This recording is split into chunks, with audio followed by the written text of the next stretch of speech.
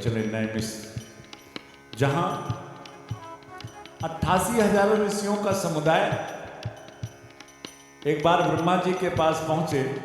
महाराज, द्वापर का अंत होने वाला है, आगे घोर कलयुग आ रहा है और इस कलिकाल में लोगों की आसुरी प्रवृत्ति हो जाएगी, धर्म से लोग हट जाएंगे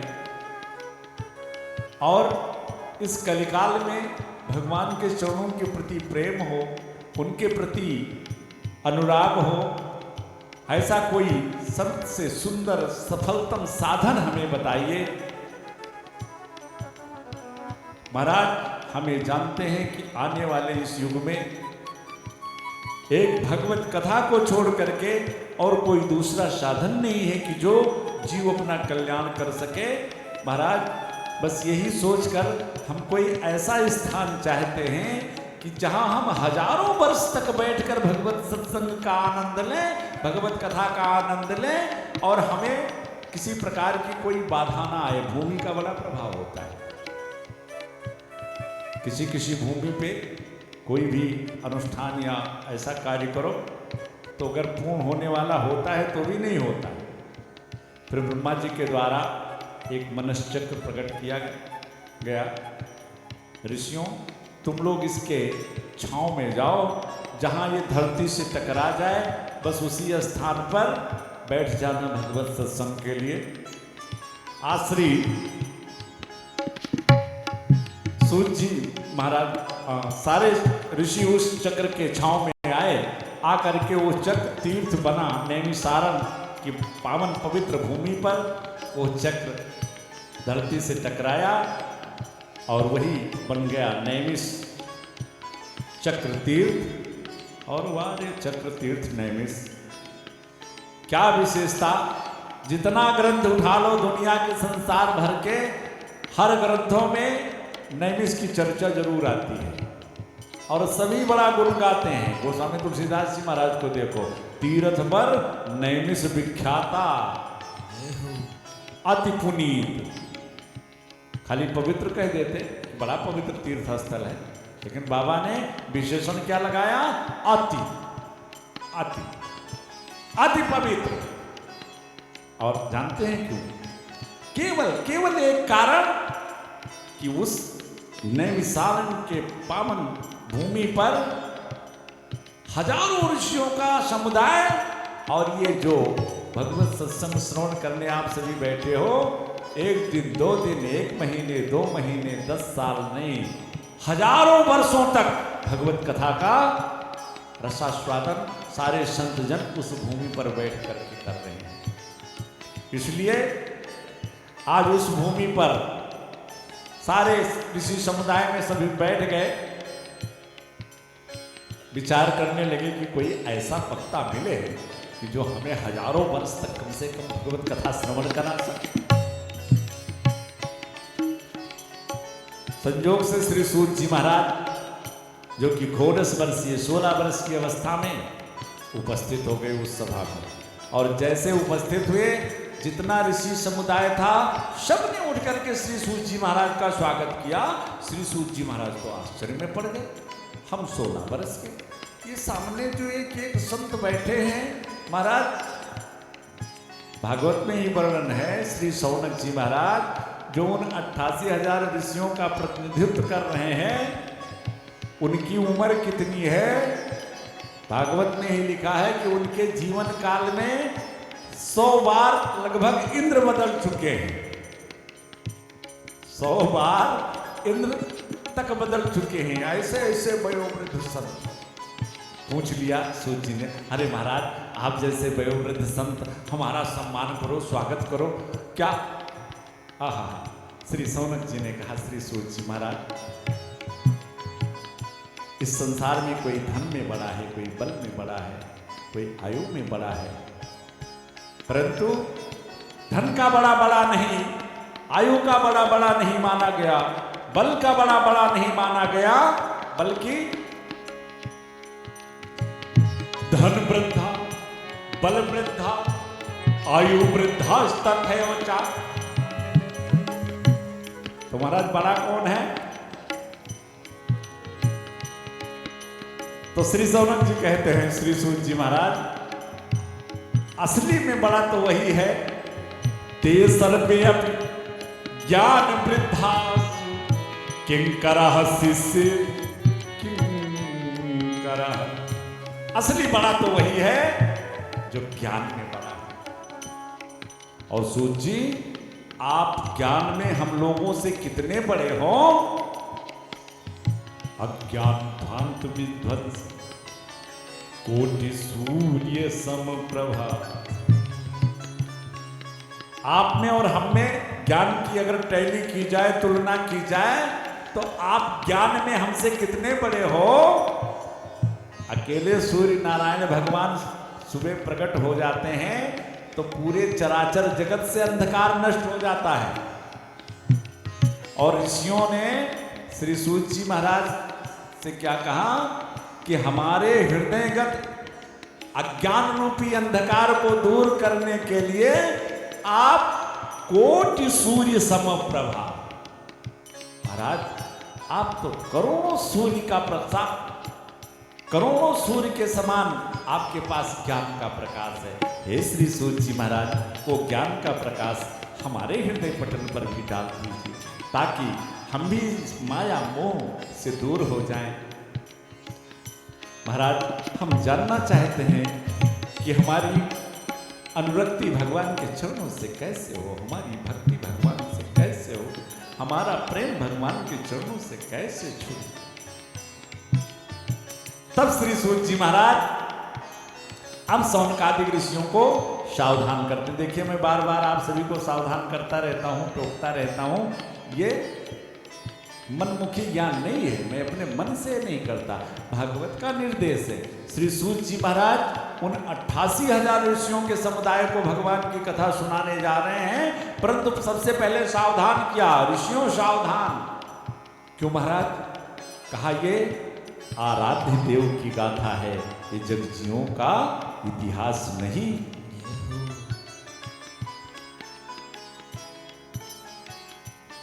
ऋषियों, ये ऐसी भगवान की दिव्य कथा है कि जब श्री सुखदेव जी महाराज को ये पता चला कि 7 दिन में परीक्षित को मरने का शाप मिल गया है, तो इसी भगवान के दिव्य लीलामृत को लेकर के चले थे श्री सुखदेव जी महाराज परीक्षित के पास। और स्वर्ग के देवता लोगों ने सुना कि श्री सुखदेव जी महाराज परीक्षित को मोक्ष दिलाने जा रहे हैं भगवत कथा के माध्यम से, तो स्वर्ग से अमृत का कलश लेकर के पहुंच गए श्री सुखदेव जी के पास। सुखदेव जी से कहा, महाराज मैंने सुना है कि परीक्षित को 7 दिन में मरने का शाप मिल गया है। सुखदेव जी ने सर हिलाया, हाँ सुना तो मैंने भी है। देवताओं ने कहा, महाराज जैसे मैंने सुना कि परीक्षित को 7 दिन में मरने का शाप मिला, बस तुरंत हम लोग देखिए ये स्वर्ग से अमृत का कलश ले आए हैं, ये ले लीजिए, ये अमृत का कलश ले लीजिए और महाराज परीक्षित को पिला दीजिए, अमर हो जाएंगे। लेकिन सरकार, इसके बदले में ये जो दिव्य भगवान का कथामृत लेकर के जा रहे हो, ये मुझे दे दो, मुझे पिला। देखिएगा, श्री सुखदेव जी महाराज ने उन देवताओं को अभक्त समझकर डांट के भगा दिया, भगवान की कथा का रसपान नहीं कराया। क्यों जानते हो? देखिए कितना सुंदर सूत्र है। भगवान की कथा श्री सुखदेव जी ने कहा, पर देवताओं अगर तुम श्रद्धा लेकर के मेरे पास आते तो मैं तुम्हें कथा अवश्य सुनाता, लेकिन तुम श्रद्धा से नहीं, अभी तुम तो सौदागर बनकर के आ गए मेरे पास, भगवान की कथा का मोल करने आ गए मेरे पास। और जहां अर्थतः राम नहीं, यह चरित्र जो गावे वो हरिपद पावे। लेकिन कब? जब लोभ हृदय में ना हो तब, और नहीं तो ये चरित्र जो गावे और तय कह आवे और बदले में पैसा पावे तो परा रहे भव। अरे आओ भैया, अपना फंडा है। देखिए संकेत है, और ये मैं इस YouTube चैनल के माध्यम से अपने समस्त व्यासपीठ पर विराजमान होने वाले समस्त अपने भागवत कथा प्रचारक विद्वानों से निवेदन करना चाहूँगा कि अगर भागवत कथा का गायन करना है तो सर्वप्रथम सबसे पहले श्री सुखदेव जी महाराज के इस नियम का पालन हमें करना चाहिए कि भागवत कथा भगवत कथा ये सौदेबाजी की चीज नहीं है। जय हो। डांट के भगा दिया देवताओं, है देवताओं तुम लोग ठगिया कहीं के, सौदागर भी नहीं तुम तो ठगिया निकले। कहां मेरे प्रभु का ये दिव्य कथामृत और कहा तुम्हारा ये तुच्छ सुधामृत। कहते हो कि सुधामृत ले लो कथामृत ले लो। डांट के भगा दिया। सारे देवता पहुंचे ब्रह्मा जी के पास। बाबा बाबा देखो वहां मृत्यु लोक पर मनुष्यों को भगवान की कथा का रसपान कराया जा रहा है और हम देवता लोग होकर के इस कथा से वंचित।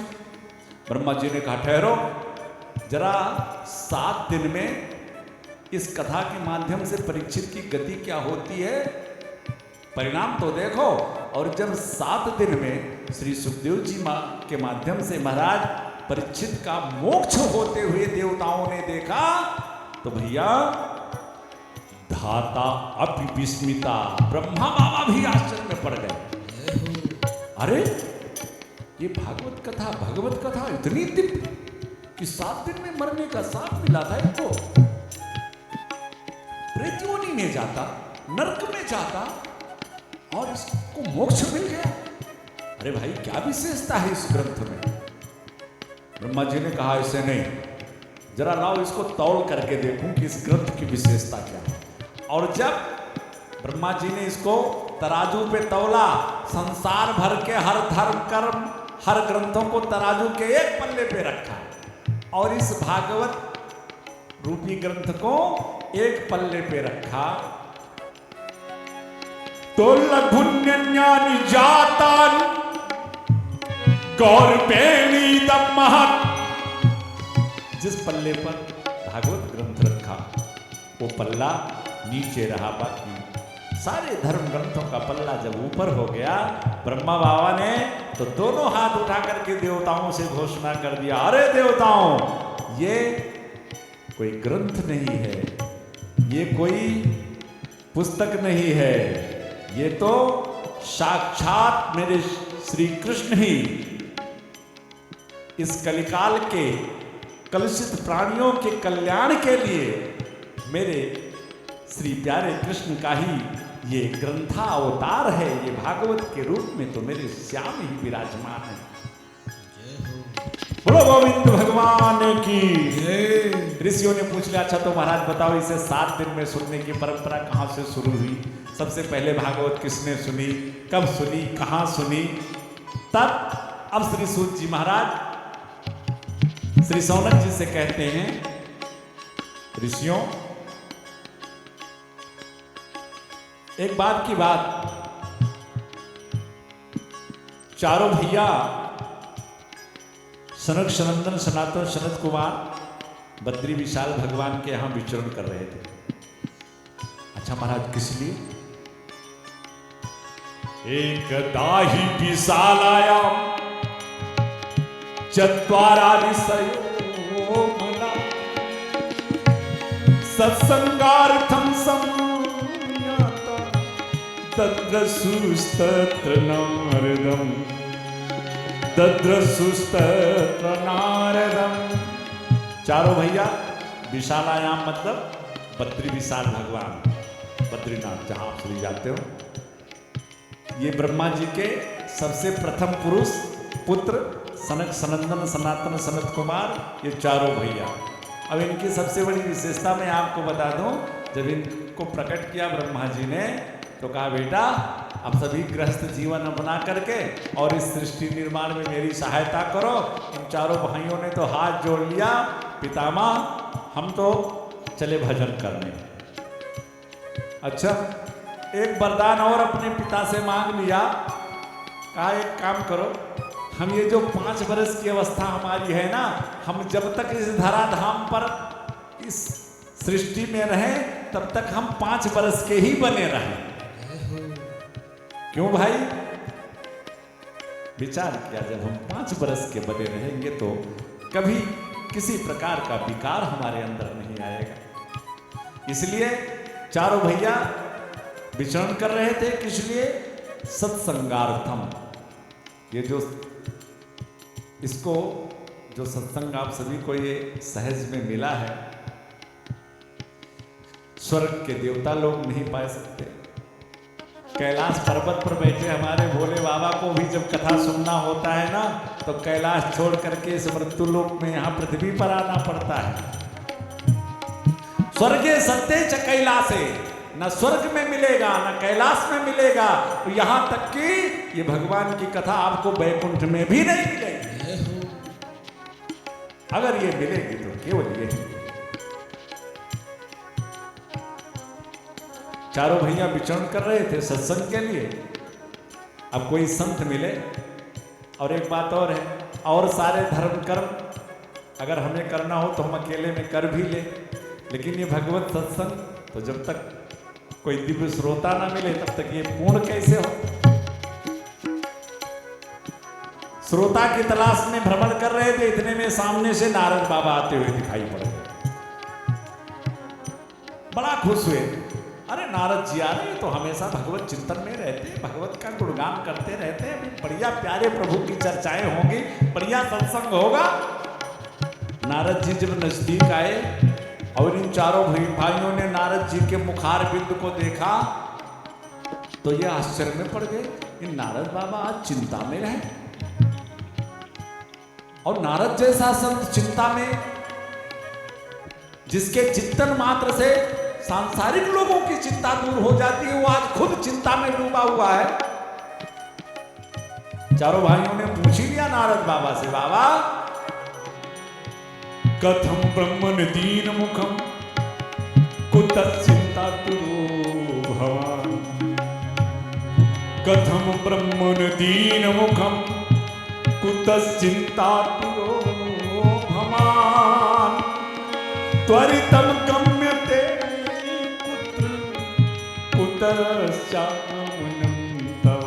बाबा कहां से आ रहे हो, कहां जा रहे हो, अभी कैसे चिंता में आप डूबे हो? अरे आप जैसा संत चिंता से छुड़ाने वाले होते हैं और संत ही चिंता में डूब जाएं। और फिर बाबा हम संतों के पास कौन सा ऐसा धन है कि जो चोर चुरा सकता है, डाकू लूट सकता है, भाई बांट सकता है? अरे हमारे पास तो एक ही धन, हमारो धन राधा श्री राधा। और बाबा आखिर ऐसा क्या हो गया जो आप चिंता में डूबे हो? एक हमारे संत बड़ा सुंदर भाव गाते हैं कि हमारे साथ हैं रघुनाथ तो किस बात की चिंता, चरण में रख दिया जब मां तो किस बात की चिंता। भगवत भक्तों का सबसे सुंदर लक्षण क्या होना चाहिए? प्राप्त को पर्याप्त समझना चाहिए। जो सरकार ने मुझे दे रखा है वही मेरे लिए पर्याप्त है। बाबा हम लोग चिंता के लिए तो बने नहीं है, संत तो चिंतन के लिए होते हैं। अच्छा ये चिंता है किसके लिए? एक संत बड़ा सुंदर भाव देते हैं कि चिंता करे बलाए हमारी, छोड़ो इस जंजाल की।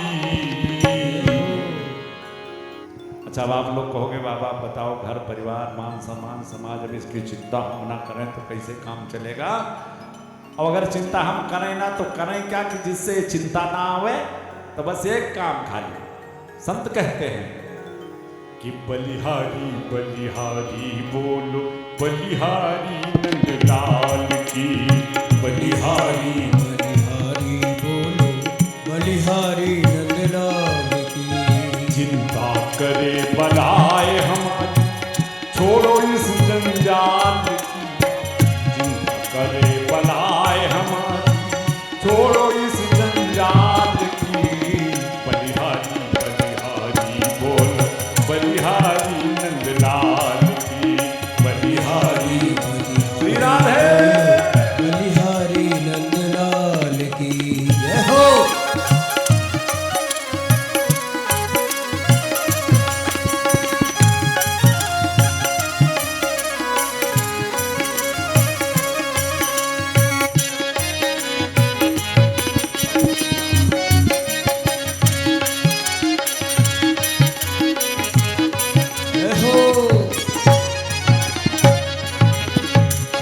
कहोगे अब घर परिवार कैसे संचालित होगा, तो एक बात बताएं, बलिहारी बलिहारी बोलो बलिहारी नंदलाल की। तो जब तुम उनके नाम को पकड़ लोगे तब वो पूरी जिम्मेदारी तुम्हारी उठा लेगी। जिस मालिक ने जन्म दिया है, जिस मालिक ने जन्म दिया, अन्न वस्त्र भी देगा, अन्न वस्त्र भी देगा, अन्न वस्त्र भी देगा। सर ढकने को छत देगा, सर ढकने को छत देगा, खबर हमारी लेगा, खबर हमारी लेगा, खबर हमारी लेगा। भजन करो निश्चिंत और छोड़ो चिंता रोटी दाल की, भजन करो निश्चिंत और छोड़ो चिंता रोटी दाल की। बलिहारी बलिहारी बोलो बलिहारी नंदलाल की। बलिहारी बलिहारी बोलो बलिहारी नंदलाल की। बलिहारी बलिहारी बोलो बलिहारी नंदलाल की। जय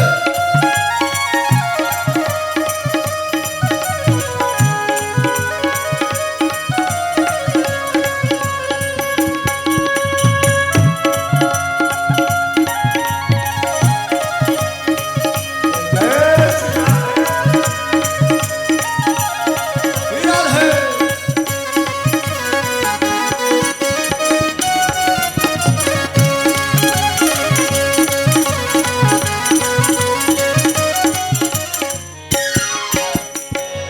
कथम ब्रह्मण दीन मुखम कुतश्चित्ता तुरो भवान। बाबा इस संसारियों की चिंता सर पे ढो रहे हो, कारण बताओ। तब श्री नारद जी ने चारों भाइयों से हाथ जोड़ा, भैया मेरे चिंता का कोई सांसारिक कारण नहीं है। फिर कहा महाराज जिस सत्संग की इच्छा को लेकर के आज आप भ्रमण कर रहे हो बद्री विशाल भगवान में, ऐसे हमारे भी मन में विचार आया कि चल करके कहीं सत्संग करूं, सत्संग का आनंद लूं, सत्संग का लाभ उठाऊं। और ये सोच करके ब्रह्मलोक से मैं चल पड़ा। मैंने सोचा कि चलो पृथ्वी लोक से नीचे कहीं सत्संग मिलने वाला नहीं, तो यही सोचकर मैं पृथ्वी पे आ गया। हम तुम पृथ्वी में आते, पृथ्वी पे आया। फिर मैंने सोचा भाई भगवान के सकल तीर्थों में चलते हैं, और तीर्थ तो होते ही हैं संतों के निवास के लिए, सत्संग के लिए, श्रद्धालुओं के लिए, भक्तजनों के लिए। हर तीर्थों में सत्संग का लाभ मिलेगा, मुझे आनंद मिलेगा। लेकिन महाराज विडंबना, जब मैं तीर्थों में गया तो किसी भी तीर्थ में मुझको भगवान का सत्संग नहीं मिला। अहम तुम पृथ्वी में आतो ज्ञात तो सर्वोत्तमामिति। कहाँ कहाँ गए बाबा? तो श्री नारद जी ने गिना दिया एक तरफ से, महाराज पुष्करम चा प्रयागम चा काशीम गोदावरीम तथा हरिक्षेत्रम कुरुक्षेत्रम श्रीरंगम सेतु बंधनम एवं आदिश सकल तीर्थों में गया महाराज, लेकिन भगवान का सत्संग मुझे नहीं मिला। फिर मैंने सोचा चलो छोड़ो तीर्थों को, छोड़ो चलते हैं अपने संतों के पास। और हमारे संत तो राम संत के बाप हैं और संत राम के पूत, और संत ना होते जगत में तो रहते राम निपूत। इतना सुंदर रिश्ता हमारे ठाकुर जी से संतों का है, तो चलो चलते हैं संतों के पास, वहां तो हमें सत्संग मिलेगा ही। लेकिन बाबा क्या बताऊं, जब संतों के पास गया तो वहां भी बड़ी विडंबना देखी। क्या देखा? पाखंड निर्तः संता। इस कलिकाल में अधिकतर संत भी सभी पाखंड परायण हो गए। पाखंड, पहले आप विचार करो, जो जितना ही बड़ा त्यागी महात्मा होता था, दुनिया उसको उतना ही बड़ा संत मानती थी। एक लंगोटी एक धोती वाला, हाँ, वो सबसे बड़ा संत माना जाता था। लेकिन आज की विडंबना, जब तक 1.5 करोड़ की गाड़ी से बाबा जी ना चले तब तक दुनिया उन्हें बाबा मानने नहीं चाहती, संत मानने नहीं चाहती। बाबा का प्रवचन अगर अमेरिका, रूस, लंदन में ना हो तब तक कोई गिनती ही नहीं बाबा की। पापस खंडा सह पाखंडा, ये पाखंड का मतलब ही है, ये जो पाप का खंड है उसे ही पाखंड कहते हैं। तपसी धनवंत दरिद्र ग्रही, परिभाषाएं ही बदल गई महाराज। तपसी धनवंत दरिद्र ग्रही, कलि कौतुक तात न जात कही। चलो संतों को भी मैंने छोड़ दिया, मैंने सोचा सबसे बड़ा ऊंचा आश्रम गृहस्थ आश्रम होता है। विरक्तों की भूख भी जा करके गृहस्थों के यहाँ ही मिटती है। चलो अपने गृहस्थों के यहाँ चलेंगे और हमारे गृहस्थ जरूर सभी धार्मिक वृत्ति वाले, सत्संग वाले होंगे। लेकिन महाराज जब मैं गृहस्थों के यहाँ गया तो वहां भी गजब विडंबना देखी। गृहस्थों के यहाँ की स्थिति, तरुणी प्रभुता के श्याल को बुद्धिदायक, कन्या विक्रीर्ण लोभात, दंपति नाम चकल कनम। गृहस्थों के यहाँ की तो बड़ी विडंबना देखी महाराज। गृहस्थों के यहाँ गया तो तरुणी प्रभुता के घर में माता पिता 75 वर्ष के दोनों बैठे हैं, लेकिन घर में आधिपत्य किसका है, घर में चलती किसकी है, तरुणी प्रभुता के है। जो अभी 2 साल की आई हुई बहू है, घर में बोलबाला उसका चल रहा है। घर में माता पिता की सेवा कब तक, तिजोरी की चाबी हाथ में नहीं आई तब तक बस।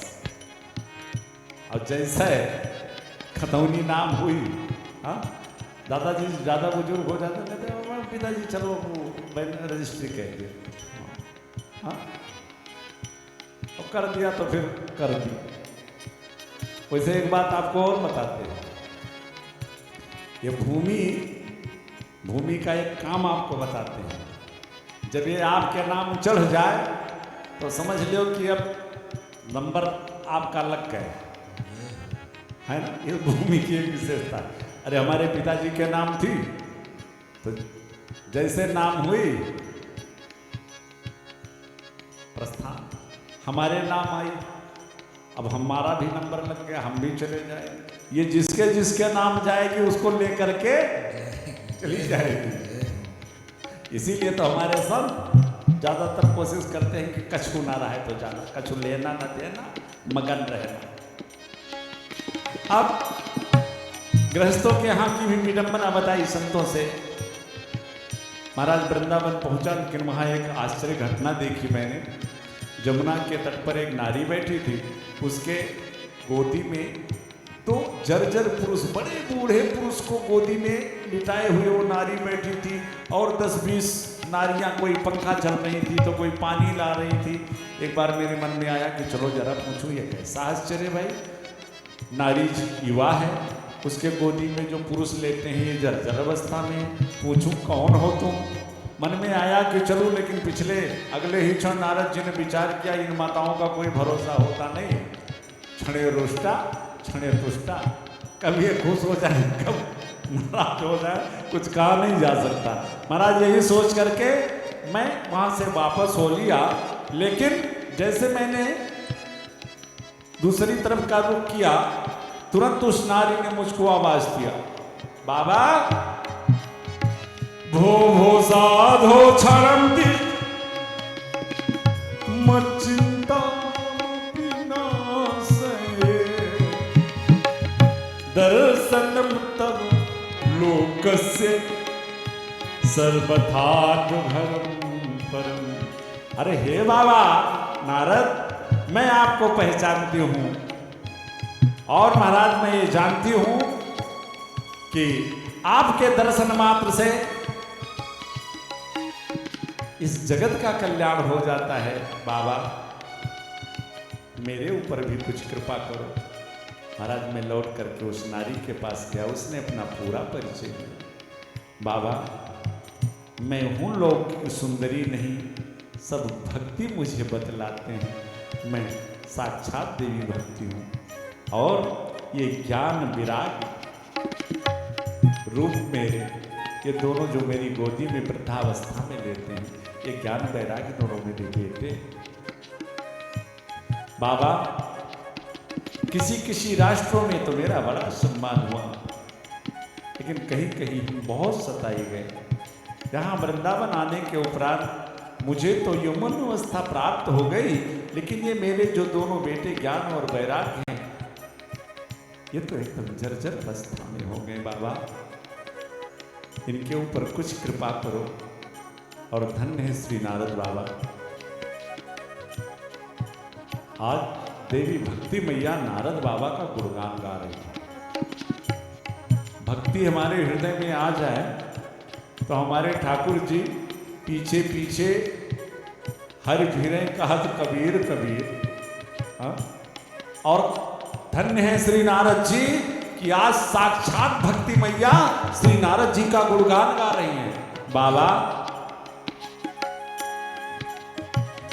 जयति जयति माया काया उद्धवस्ते, वचन रचन में कम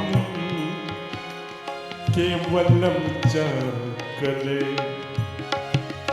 पद्म पियातो यत्पातो ध्रुवोयम, सकल कुशल पात्रम ब्रह्म पुत्रम नतास्मि। अरे हे ब्रह्मा जी के मानस पुत्र, आपकी जय हो, आपकी जय हो। बाबा आपके एक वचन पर श्रद्धा विश्वास करके कयाधु नंदन प्रहलाद देखो कहां से कहां पहुंच गए।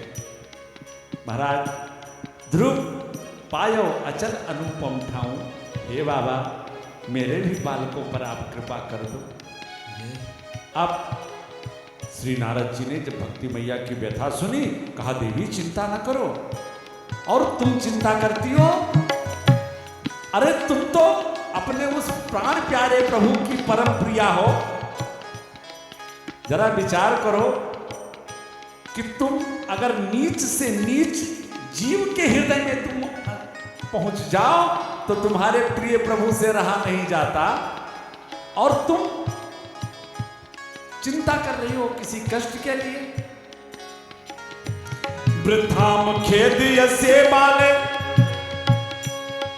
अहो चिंता तुरो कथम। क्या करूं बाबा, मेरे बेटे बड़े कष्ट में हैं। नारद जी ने कहा एक काम करो, वो तुम्हारे प्राण प्रिय प्रभु श्री कृष्ण इस धराधाम से भी गए नहीं हैं। वो तो अग जग में सब रहित विरागी, प्रेम से प्रभु प्रकट है जिमा आकी। कौन सी ऐसी जगह है, कौन सा ऐसा कण है, कौन सा ऐसा क्षण है जहां वो श्री कृष्ण अभी विद्यमान नहीं है। तो क्या करूं बाबा, बस एक काम, श्री कृष्ण चरण भोजम अस्मर दुखम गमिष्यति। देवी तुम तो अपने परम प्रिय प्यारे प्रभु का स्मरण करो, चिंतन करो, और मैं तुम्हारे बालकों के स्वस्थ होने का उपाय करता हूं। भक्ति मैया तो श्री नारद जी के द्वारा बताए हुए मार्ग पर चलकर और अपने प्रिय प्रभु का गुणगान करने लगी, चिंतन करने लगी, उनका आवाहन करने लगी। जय गोविंदा गोपाला, जय गोविंदा गोपाला, मनमोहन श्याम कन्हैया, मुरलीधर गोपाला, घनश्याम नंद के लाला। मुरलीधर गोपाला, घनश्याम नंद के लाला। जय गोविंदा गोपाला, मनमोहन श्याम कन्हैया, मुरली मुरलीधर गोपाला घनश्याम नंद के लाला, मुरलीधर गोपाला घनश्याम नंद के लाला। जय हो।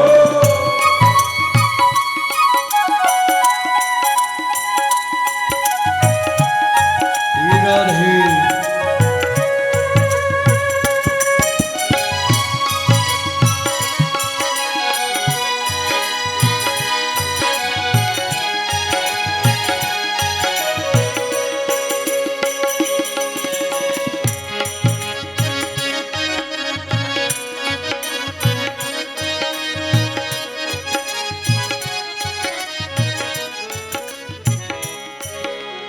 जगपालक तुम रास रचैया, जगपालक तुम रास रचैया, गोवर्धन गिरधारी, कितने नाम तेरे नटवर तू श्यामल कृष्ण मुरारी। जगपालक तुम रास रचैया, गोवर्धन गिरधारी, कितने नाम तेरे नटवर तू श्यामल कृष्ण मुरारी। मोर मुकुट मन हर लेवत, मोर मुकुट मन हर लेवत, बलिहारी हर ब्रजबाला, मुरलीधर गोपाला नंदलाल नंद के लाला, मुरलीधर गोपाला घनश्याम नंद के। जय हो।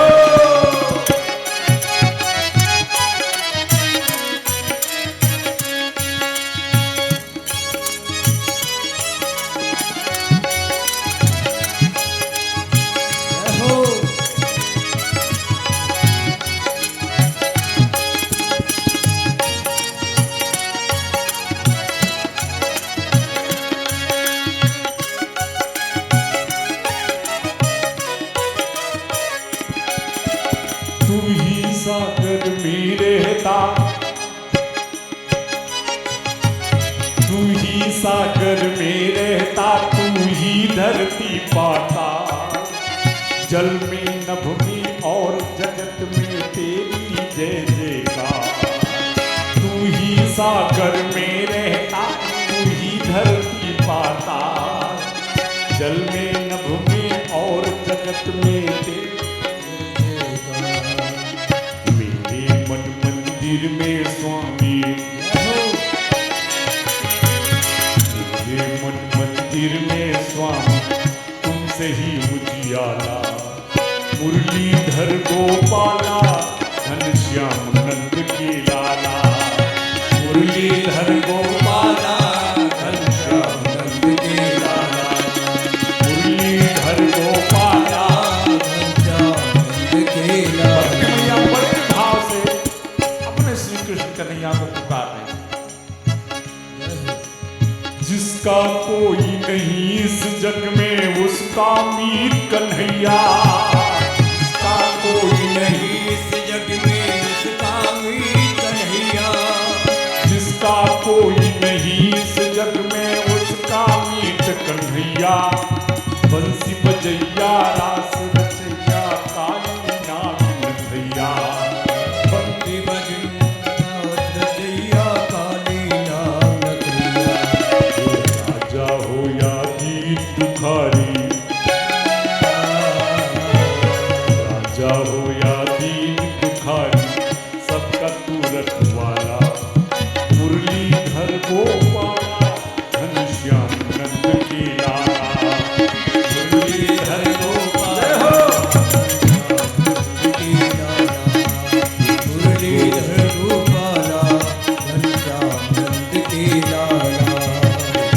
गोविंदा गोपाला, गोविंदा गोपाला, मनमोहन श्याम कन्हैया, मुरलीधर गोपाला घनश्याम नंद के लाला, मुरलीधर गोपाला घनश्याम नंद के लाला। देवी भक्ति श्री कृष्ण चरणाम भोजन अस्मर दुखम गमीष्यते। भक्ति मैया तो भगवान का गुणगान गाने लगी। और श्री नारद बाबा ने सोचा लाओ जरा ज्ञान वैराग्य के कष्ट की निवृत्ति के लिए कुछ करूं। सबसे पहले वेदों का पाठ किया, कोई प्रभाव नहीं पड़ा। शास्त्रों का पाठ किया, उपनिषदों का पाठ किया, कुछ प्रभाव नहीं पड़ा। गीता पाठे मुहुर्मुहु, गीता का पाठ कई बार किया। एक बार तो गीता के वो अमृतमय शब्द जब ज्ञान वैराग्य के कानों में पड़े तो एक बार थोड़ी सी चैतन्यता आई, लेकिन पुनः फिर मूर्छित हो गए। अब नारद बाबा चिंतित हो गए। किसी डॉक्टर के पास कोई मरीज जाए और जितना डिस्पेंसरी में दवाई हो सब इंजेक्शन लगाए डाले, उसको आराम ना मिले तो चिंता होगी कि नहीं होगी ना। सो नारद बाबा को अब चिंता हुई, अब क्या करूं, सारी दवा बेकार गई, काम नहीं कर। इतने में आकाशवाणी हुई, व्योम वाणी तदैवा भून्मानि से खिद्दतामिति। नारद बाबा उद्यमः सफलस्तेयम्, उद्यमी व्यक्ति, उद्यम करने वाला व्यक्ति कभी निष्फल नहीं होता। नारद जी सोच रहे हैं ये उद्यम नहीं कर रहा हूं क्या, लेकिन प्रभाव तो कुछ नहीं, फर्क तो कुछ नहीं पड़ा। कहा बाबा इससे कुछ नहीं होगा, फिर क्या करूं। यद्दर्थ तू सत्कर्म, बाबा कुछ सत्कर्म करो।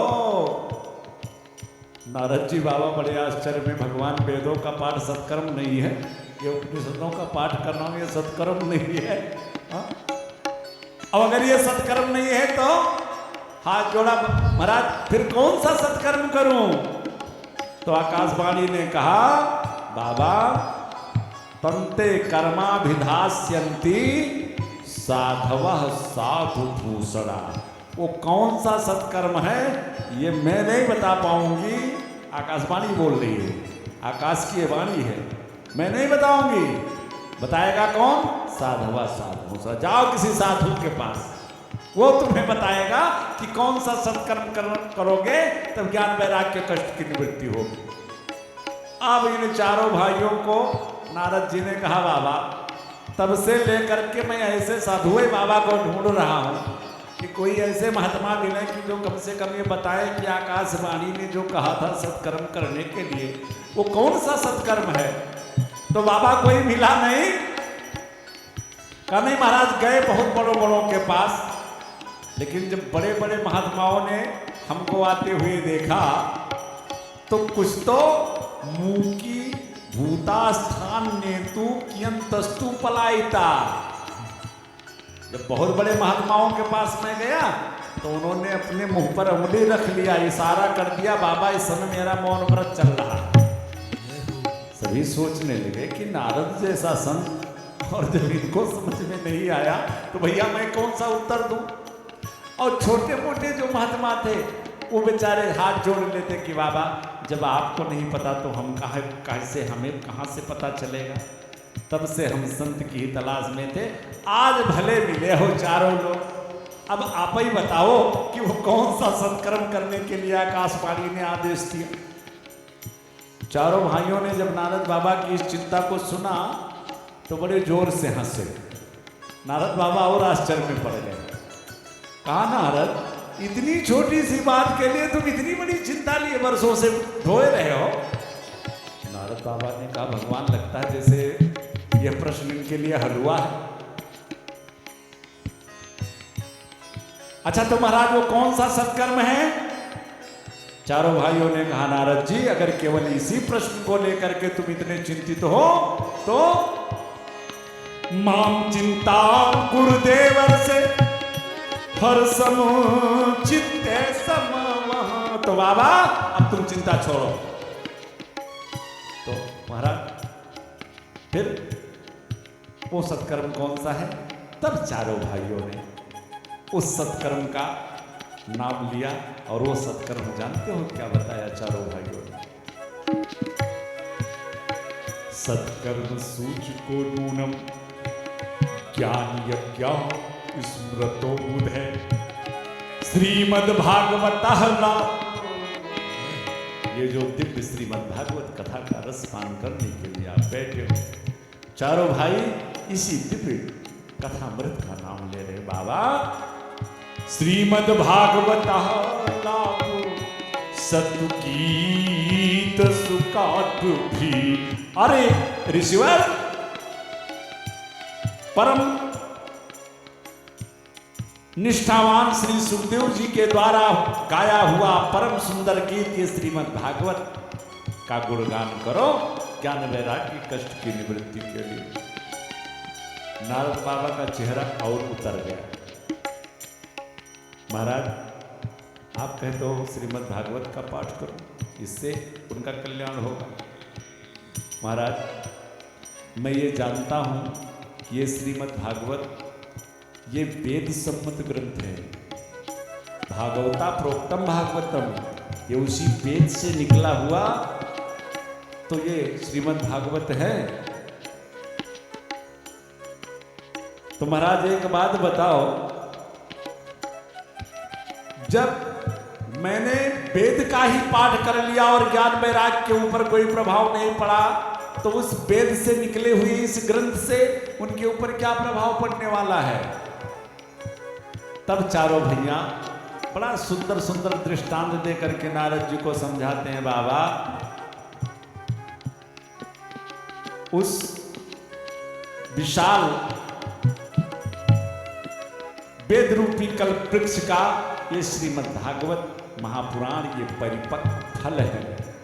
और बाबा जितना मीठा फल होता है उतना मीठा उस फल को देने वाला वो वृक्ष नहीं हो सकता। आम खाते हो कितना मीठा लगता है। अब आम खाते खाते आम खत्म हो जाए, वो सोचने लगो कि आम तो खत्म हो गया, लेकिन कोई बात नहीं, फल तो खत्म हो गया, लेकिन इस फल को देने वाला वृक्ष तो सामने है ही है। और जब ये फल इतना मीठा था तो ये वृक्ष कितना मीठा होगा। अब यही सोच के वो आम का वृक्ष चबाने लगो तो मिठास आएगा नहीं आएगा। विविध दृष्टांतों से श्री नारद जी को चारों भाइयों ने समझाया तो नारद जी के समझ में बात आ गई। चारों भाइयों को प्रणाम किया। सरकार, तो अब आप जैसा आचार्य मुझे मिलने वाला नहीं है, तो माता भक्ति ज्ञान वैराग्य कष्ट की निवृत्ति के लिए कहाँ कैसे इस भागवत का अनुष्ठान किया जाए। चारों भाइयों ने कहा चलो बद्रीनाथ से नीचे चलते हैं हरिद्वार में। हरिद्वार में क्यों? दीपक का प्रकाश अगर घर के देहली पर रख दो, जिसको देवड़ी बोलते हो, तो उसका प्रकाश घर के अंदर भी जाएगा और घर के बाहर भी जाएगा। चारों भाइयों ने कहा देखिए हरिद्वार का मतलब जो बड़े ब्रह्मज्ञानी लोग हैं, ऐसे ऐसे ऋषि मनीषी हैं जो कभी बद्री विशाल धाम से नीचे उतरते ही नहीं। अगर हरिद्वार में ये कथा होगी तो ये संत जन भी वहाँ पहुँच जाएंगे। और जो दिल्ली बम्बई महाराष्ट्र में रहने वाले, जो एसी रूम में रहने वाले, वो सब सुकोमल लोग हैं जिनको इस दुनिया से जाने नहीं है कभी, उनके लिए भी हरिद्वार तक सुविधा है, वहाँ आ जाएंगे। चारों भाई नारद जी को लेकर के पहुँच गए हरिद्वार में और सुंदर सा अनुष्ठान प्रारंभ हुआ। चारों भैया बैठ गए व्यासासन पर। माता भक्ति और ज्ञान वैराग्य के कष्ट की निवृत्ति के लिए श्री नारद जी ने वहीं से आवाज़ दे दिया, मैया तेरे कष्ट की निवृत्ति के लिए मैंने सुंदर सा अनुष्ठान किया है, जहाँ कहीं भी हो आकर के इस अनुष्ठान का लाभ प्राप्त करो। महाराज कथा प्रारंभ हुई तो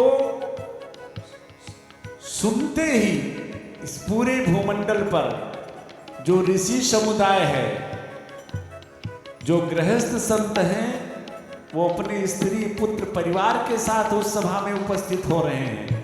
जो विरक्त संत हैं वो अपने शिष्य परिकरों को ले लेकर के पहुंच गए उस कथा मंडप पे। कार्ड की प्रतीक्षा नहीं कर रहे हैं कि नारद बाबा कार्ड तो भेजवे नहीं किए तो हम कैसे आओ। धावंती रसनम पटा, जो भगवान की कथा के रसिक और भावुक होते हैं आप लोगों जैसे, वो कार्ड की प्रतीक्षा नहीं कर। महाराज भृगु वशिष्ठ चमनश्च गौतमो मेधा तिथि देवल देवरातो और संतों का समुदाय जुट गया। कथा प्रारंभ हो गई। दिव्य कथा प्रारंभ होते ही अचानक उन समस्त श्रोताओं के बीच में पीछे से बड़े सुंदर मधुर संकीर्तन की आवाज आई। सबने पीछे मुड़ करके देखा कि एक नारी अपने दो सुंदर सुकुमार बालकों के साथ भगवान के परम पावन नाम का संकीर्तन करते हुए और इस सभा में प्रवेश कर रही है। श्री कृष्ण गोविंद हरे मुरारे, हे नाथ नारायण वासुदेवा। कृष्ण गोविंद हरे मुरारी, हे नाथ नारायण वासुदेवा। कृष्ण गोविंद हरे मुरारे, हे नाथ नारायण वासुदेवा। कृष्ण गोविंद हरे मुरारी, हे नाथ नारायण वासुदेवा। सबने पीछे मुड़ करके देखा। सभी पहचान गए, ओहो ये तो साक्षात देवी मैया भक्ति है। विचार कर रहे हैं ये कब आई, कैसे आई। भक्ति मैया सीधे पहुंच गई व्यास आसन के पास, जहां चारों भैया व्यास आसन पर विराजमान थे। माता भक्ति ने उनसे प्रश्न किया, कहा प्रभु एक बात बताओ, यहाँ जितने श्रोता बैठे हैं सबको तो आपने बैठने का स्थान दिया है, लेकिन हमारे बैठने के लिए भी कोई उचित स्थान देंगे। धन्य है चारों भैया व्यास आसन पर बैठे श्री व्यास जी महाराज। माता भक्ति से कहते हैं, देवी तुम्हारे बैठने लायक स्थान तो मेरे हिसाब से केवल एक ही है। कहाँ महाराज? एक काम करो, हमारे जितने श्रोता यहाँ बैठे हैं तुम तो जा करके सबके हृदय में ही विराजमान हो जाओ। और वास्तव में भैया भगवान को पाना बड़ा आसान है, बहुत आसान। फिर कठिन क्या है? भगवान जिस वस्तु से प्रसन्न होते हैं, भगवान की भक्ति पाना। वो भक्ति तुम्हारे हृदय में आई तो ठाकुर जी फिर तो तुम्हारे पीछे पीछे दौड़ाएंगे। तो इस त्रिभुवन में वही धन्य है। धन्य है श्री व्यास सनक सनंदन सनातन सनत कुमार चारों भैया आज अपने समस्त श्रोताओं के हृदय में माता भक्ति को ही साक्षात विराजमान कर दिया। और इस त्रिभुवन में वही धन्य है। श्री व्यास जी कहते हैं कि सकल भुवन मध्य निर्धनाते धन्या निवसत हृदय साम श्री हरेर भक्ति रेखा। इस त्रिभुवन में वही जीव धन्य है जिसके हृदय में भगवान की भक्ति है। नहीं तो मैंने कहा ना, केशवा कहा केशव भक्ति ही ना। और अगर भगवान की भक्ति तुम्हारे हृदय में है तो मेरे ठाकुर जी हरिरप निज लोकम, मतलब मेरे प्रभु अपने लोक वैकुंठ का त्याग करके और इस भूमंडल पर सभी जीवों के हृदय को झांक कर देखते हैं। जिस हृदय में उनकी प्यारी भक्ति का दर्शन उनको होता है तो हरिरप निज लोकम सर्वथा तो विहाय, अपने लोक का त्याग करके और आकर के उस जीव के हृदय में विराजमान हो जाते हैं। इतनी सुंदर गति जब नारद जी ने श्री भक्ति मैया और ज्ञान वैराग का देखा तो अब नारद जी से रहा नहीं गया। कहा बाबा एक बात बताओ, इस भागवत के पठन पाठन से केवल ज्ञान वैराग भक्ति जैसे सरल हृदय लोगों का कल्याण हो सकता है कि क्या किसी पापी आत्मा का भी कल्याण हो सकता है? तब चारों भाइयों ने इतिहास की एक बड़ी सुंदर कथा श्री नारद जी को सुनाई। जो कथा प्रचलित है, एक आत्मदेव नाम के ब्राह्मण जो कि भगवान के परम भक्त, संतान कोई थी नहीं। एक दिन संतान की लालसा को लेकर के और भक्ति आज थोड़ी सी डमाडोल हो गई। भक्तों का लक्षण प्राप्त को पर्याप्त समझे। अरे बेटा हो गया तो बहुत अच्छी बात, नहीं हुआ तो शायद मेरे भाग्य में नहीं है, फिर भी संतोष हो जाता है। कभी कभी ऐसा भी होता है महाराज, होके मर जाता है, ऐसा भी होता है, होके मर जाओ, नहीं होता 2-4 साल रोते हैं, होके मर जाता है 4-6 साल रो लेते हैं। लेकिन एक बात बताएं, बेटा हो गया और पुत्र के बजाय अगर कुपुत्र निकल गया तो फिर तो जीवन भर रुलाना है उसको, फिर तो जीवन भर रुलाएगा। संतोष करना चाहिए कि शायद सरकार को मेरे प्रारब्ध में नहीं था, लेकिन आज भक्ति डमाडोल हो गई, कामना कर बैठे। पत्नी का नाम था धुंधली। गए, एक संत मिला वन में। संत ने बड़ा समझाने का प्रयास किया, बाबा क्या बेटा बेटा लगा रखे हो, इतने बड़े ज्ञानी होकर। मुंचा ज्ञानम प्रजारूपम,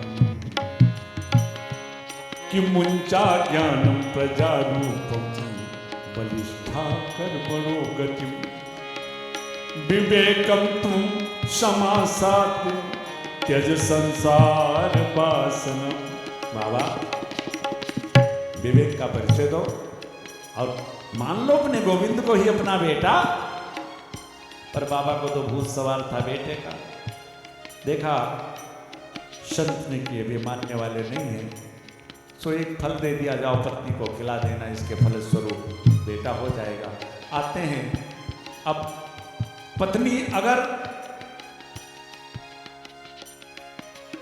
पति की आज्ञा मानने वाली होती, देखिए जो नारियां अपने पति के अनुसार, अपने पति के आज्ञा अनुसार काम करती हैं और जो उनके विपरीत कार्य करती हैं, उनके सामने कितना सुंदर सूत्र इस कथा से हमें मिल रहा है। अगर धुंधली हमेशा आत्मदेव जी के कहने के अनुसार चलती तो फल ला करके ब्राह्मण देवता ने दिया था, सो धुंधली ने फल खा लिया होता। लेकिन हमेशा पति के विपरीत दिशा में चलने वाली नारी सोचने लगी, पता नहीं किस बाबा बैरागी ने दिया, कैसा क्या खाऊं, नहीं खाया फल। बड़ा तर्क वितर्क किया।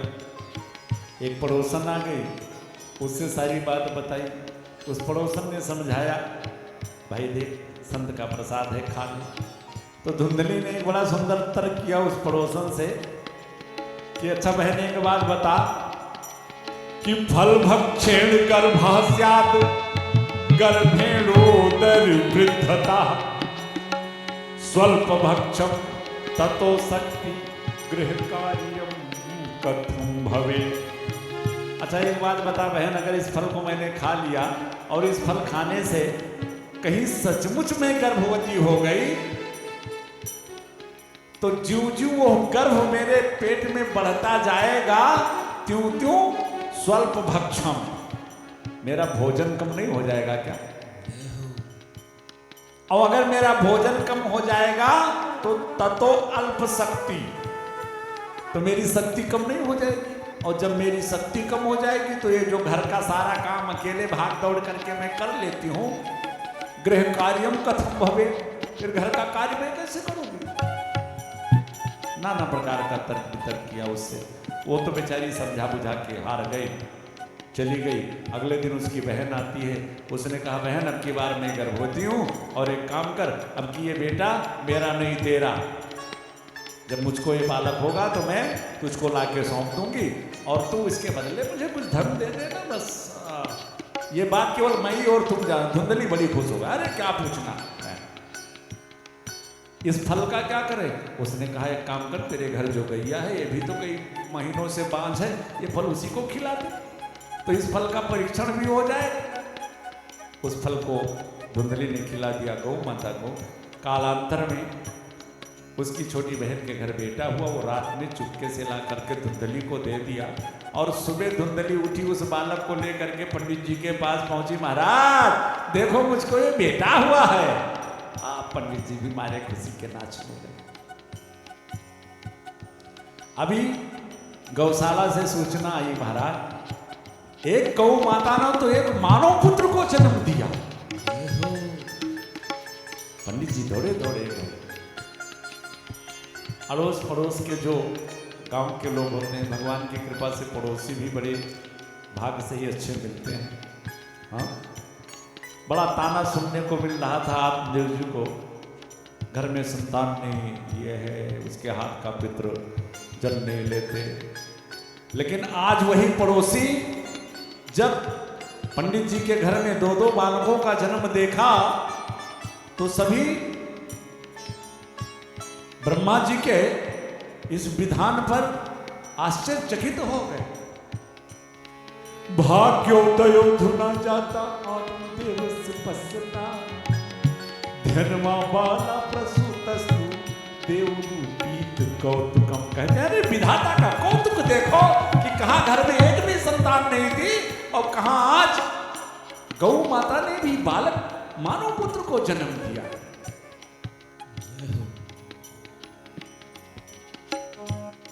पंडित जी ने दोनों बालकों को पालने में लिटा दिया, सोचा नामकरण करूं। और जब नामकरण करने लगे तो सबसे पहले जो गौ माता ने जिस बालक को जन्म दिया था, जब उस पर दृष्टि गई तो देखा कि इस बालक के कर्ण यानी कान गौ माता के उदर के जन्म लेने के कारण इस बालक के कान गौ माता के समान है, इसलिए इस बालक का नाम आज से गोकर्ण पड़ेगा, गोकर्ण कहा जाएगा। और जब अपने बेटे के ऊपर दृष्टि गई तो विचार करने लगे कि भाई नाम तो अपने पूर्वजों के नामों से मिलता जुलता होना चाहिए। तो विचार करने लगे मेरा नाम आत्मदेव तो मेरे बेटे का नाम परमात्म देव होना चाहिए। अभी मुंह से निकला ही था कि इतने में श्रीमती धुंधली जी आ गई। अब अरे महाराज 9 महीना पेट में रखा हमने, दुख दर्द सहे हमने, और नाम रखोगे आप अपने नाम से मिलता जुलता?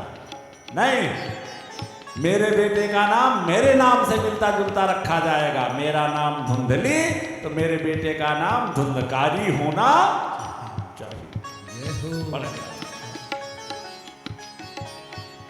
यत कालेन तौ जातो तरुणो तनयामिनी और गोकर्ण पंडितो ज्ञानी धुंधकारी महाखला।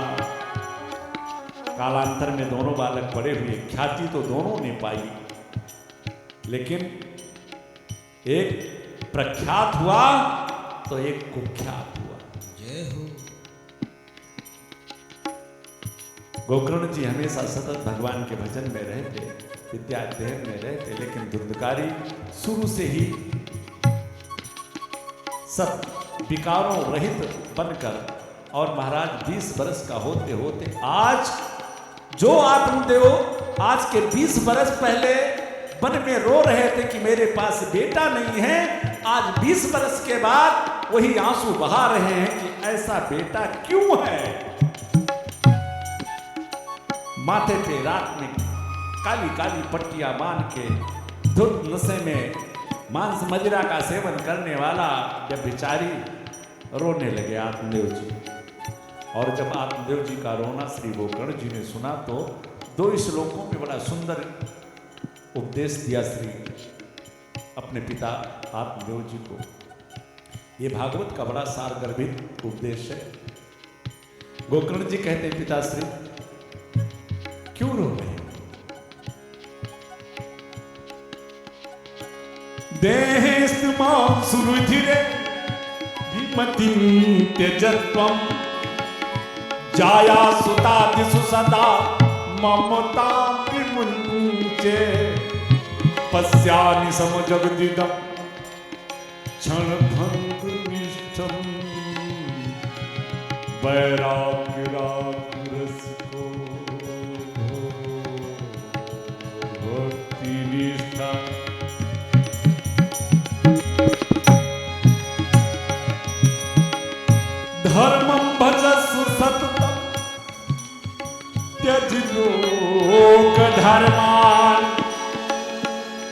सेवस्व साधु पुरुषाम यही काम तृष्णा अन्यस्य दोषु गुण चिंतन मासु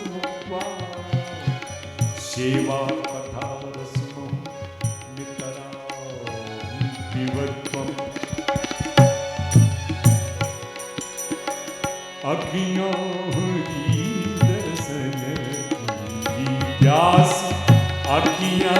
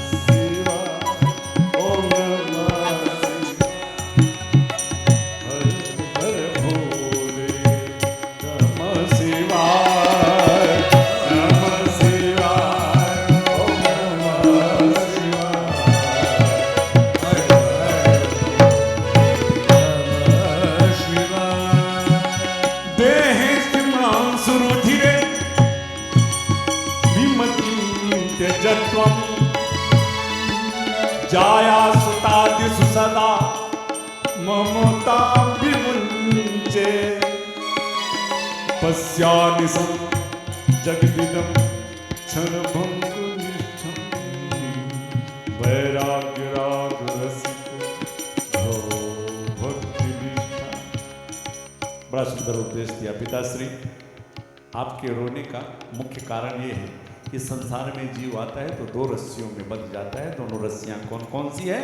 इस शरीर को मैं मानकर अहमता, इस शरीर में अहमता और इस शरीर से उत्पन्न नाते रिश्तों में ममता, इसी दो रस्सियों में ये जीव जकड़ जाता है। नहीं विचार करो कि जो हम हैं वो ईश्वर अंश, हनुमंतलाल जी है ना, हम ईश्वर अंश। अब इस दुनिया में आकर के जब देखो तब हाय हाय, जब देखो तब दुख लगा है। और ईश्वर कैसा है? जो आनंद सिद्ध सुख राशि,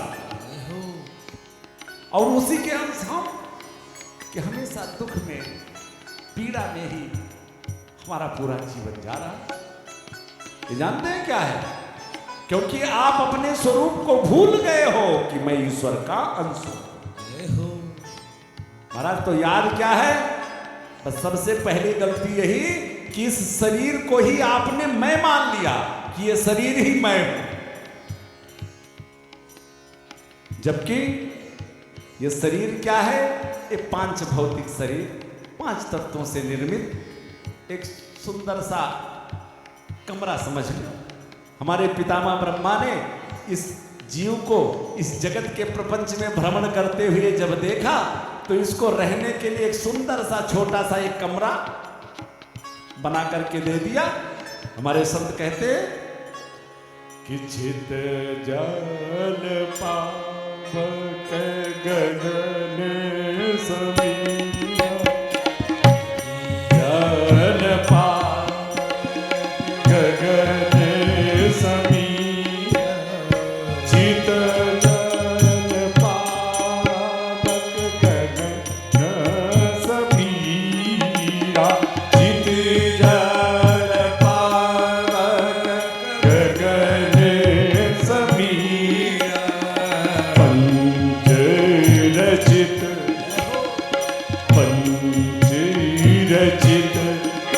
अति अधम शरीरा पंच रचित अति अधम शरीरा।